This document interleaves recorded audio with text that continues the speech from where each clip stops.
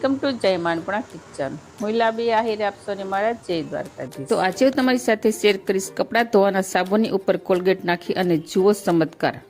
એકદમ નવું છે અને તમને ખૂબ ઉપયોગી થશે, તો મહિલાઓ ખાસ જોજો. તો તેના માટે આપણે લઈ લઈશું કપડાં ધોવાનો વ્હીલ સાબુ. તમે જે સાબુ ઘરમાં યુઝ કરતા હોય તે ગમે તે ડિટર્જન્ટ સાબુ તમે લઈ શકો છો. અત્યારે તો ઘણી પ્રકારના સાબુ આવે છે, જે યુઝ કરતા હોય તે લઈ શકો. સાબુને આપણે પેકિંગમાંથી અલગ કરી લઈશું.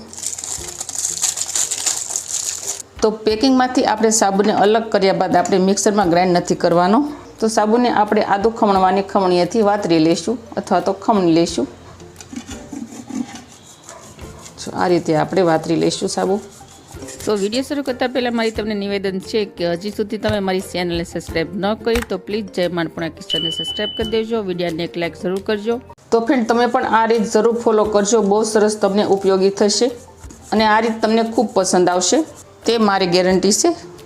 તો સાબુ આપણે વધારે નથી વાતરવાનો, ફક્ત એક ખૂણો જ આપણે વાતરવાનો છે. એટલો સાબુ વાતરી અને તમે એકવાર યુઝ કરી શકો છો. તો હવે આ સાબુના સીણને આપણે એક વાટકીમાં ભરી લઈશું. તો હવે આ વાતરેલા સીણની અંદર આપણે એડ કરી દઈશું અડધી ચમચી જેટલી કોલગેટ. તો સીણની અંદર કોલગેટ એડ કર્યા બાદ આપણે સરસ રીતે મિક્સ કરી દઈશું. તો અહીંયા આપણે સાબુના સીણમાં કોલગેટને સરસ રીતે મિક્સ કરી દીધી છે, જુઓ તમે જોઈ શકો છો. હવે આ સ્ટેજ ઉપર આપણે એડ કરી દઈશું લીંબુ. લીંબુ આપણે અડધું લઈ લઈશું. લીંબુ એડ કર્યા બાદ આપણે ફરીથી મિક્સ કરી દઈશું અને એકદમ ફ્લફી થઈ જાય ને તે રીતે આપણે મિક્સ કરવાનું છે. આ રીતે આપણે કન્ટિન્યુ એક રાઉન્ડ પર ચમચી ફેરવતા રહીશું એટલે સરસ મિક્સ થઈ જાય.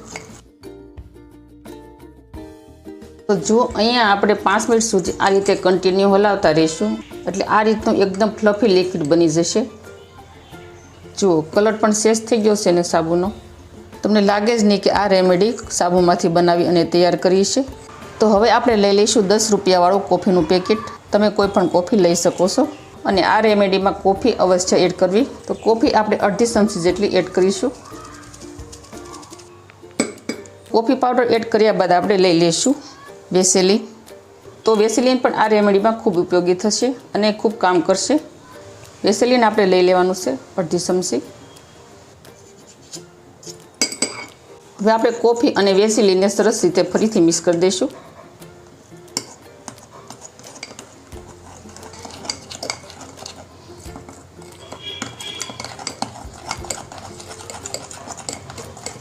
તો આ રેમેડીની અંદર આપણે લીંબુ એડ કર્યું છે, તો લીંબુમાં પણ કેલ્શિયમ રહેલું હોય છે. અને વેસેલીન એડ કર્યું છે, તો વેસેલીન આપણી સ્કિનને ફાટવા નથી દેતી અને એકદમ સ્મૂથ રાખે છે. તો આ રેમેડીમાં કંઈ જ નવું નથી, ફક્ત આને મિક્સ કરવાની જ ખૂબી છે. તો આ રીતે તમે રેમેડી બનાવી અને હાથ પર, પગ પર, ગળા પર, જે જગ્યાએ તમારી સ્કિન કાળી થઈ ગઈ હોય તે જગ્યાએ તમે લગાવી અને વોશ કરી શકો છો. તો ફ્રેન્ડ, તમને એમ થશે કે આ રેમેડીની અંદર આપણે કપડાં ધોવાનો સાબુ એડ કર્યો છે તો સ્કિનને કંઈ પ્રોબ્લેમ તો નહીં થાય ને, પરંતુ નહીં. તો સાબુની સામે આપણે 3 સામગ્રી બીજી લીધી છે, જેથી સાબુના હાર્ડનેસને દૂર કરી નાખશે અને તમારી સ્કિનને કોઈ પ્રોબ્લેમ નહીં રહે. તો અહીંયા આપણે બધા જ ઇન્ગ્રીડિયન્ટ સરસ રીતે મિક્સ કરી દીધા છે. તો હવે આપણે લાસ્ટમાં લઈ લઈશું હની, મતલબ મધ. તો મધ પણ આપણી સ્કિનને એકદમ વ્હાઇટ જેવી બનાવે છે અને સ્મૂથ રાખે છે. તો હની આપણે 1 ચમચી જેટલી એડ કરવાની છે. તો મધ એડ કર્યા બાદ આપણે ફરીથી મિક્સ કરી દઈશું.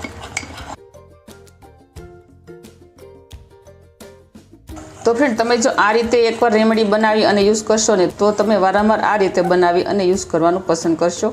આ રીતે ઘરે રેમેડી બનાવી અને તમારા હજારોનો ખર્ચો બચી જશે અને તમારી સ્કિન એકદમ સરસ ગોરી થઈ જશે, બિલકુલ કાળાશ પણ નહીં રહે. અને મેં તમને આગળ પણ કહ્યું છે કે આ રેમેડીને તમારી ચહેરા પર નહીં લગાવવાની. તો ગરમીના લીધેથી આપણી સ્કિન થોડી કળાશ પડતી રહેતી હોય છે અને બહારની હવાના હિસાબેથી આપણા હાથ અને પગ થોડા ડલ પડી જતા હોય છે, ઓરિજિનલ સ્કિન નથી રહેતી. તેથી આ રેમેડી લગાડી અને આપણા હાથ અને પગને એકદમ ગોરા બનાવીએ. તો ચાલો હું તમને મારા હાથ પર આ રેમેડી લગાડી અને બતાવું અને કેટલો ફાયદો થાય તે તમે જોઈ શકો છો. આ રીતે આપણે હળવા હાથે તેને માલિશ કરી લેવાનું.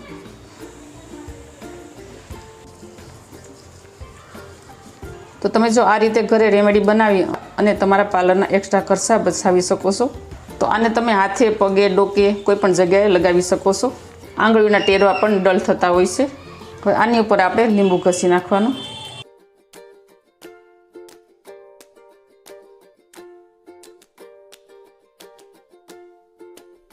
તો આ રીતે લીંબુ ઘસી અને આપણે ચોખ્ખા પાણીથી સરસ રીતે વોશ કરી નાખીશું. જુઓ કેટલી વ્હાઈટ જેવી સ્કિન થઈ ગઈ છે. જે આપણી સ્કિન ડલ થઈ ગઈ હોય તે ઇઝીલી રીતે દૂર થઈ જાય છે.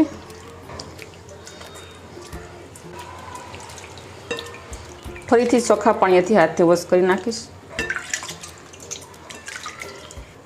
બહુ સરસ એકદમ વ્હાઈટ સ્કિન થઈ ગઈ છે. તો ફ્રેન્ડ, તમને આ હોમ સ્કિન રેમેડી કેવી લાગી તે મને કમેન્ટ કરી અને જરૂર કહેજો. અને તમે પણ આ રીતે હોમ રેમેડી ઘરે ચોક્કસથી બનાવજો. બહુ સરસ બનશે અને ખૂબ તમને ફાયદો મળશે. તો મારે આવી જ નવી નવી ઇન્ફોર્મેશન સાથે નવી નવી માહિતીઓ જાણવા માટે અને નવી નવી રેસીપીઓ શીખવા માટે જય માં અન્નપૂર્ણા કિચનને સબસ્ક્રાઈબ કરી દેજો. વિડીયોને એક લાઇક જરૂર કરજો અને ફ્રેન્ડ અને ફેમિલીમાં વધુને વધુ શેર કરજો. આવજો, ફરી મળીશું આવી નવી માહિતીઓ સાથે. ત્યાં સુધી થેન્ક યુ. જય દ્વારકાધીશ, જય સિયારામ, ધન્યવાદ.